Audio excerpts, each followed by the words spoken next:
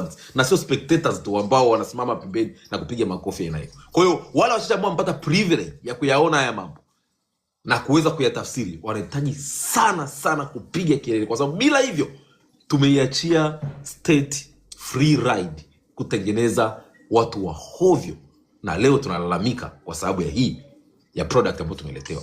Nakumbuka Mwalimu Nyerere aliwahi kusimama kwenye media akaomba radhi, akasema kwamba halikuwa lengo lake kutengeneza watu wa hovyo, watu wa oga, watu wasiokuwa na uwezo wa kudai. Alisema halikuwa lengo lake hilo, na huo ndio uhalisia bahati mbaya.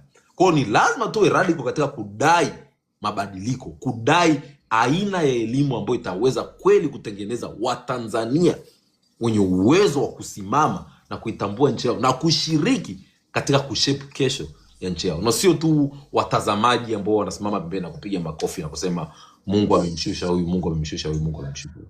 Yaani umeongea vizuri sana bro.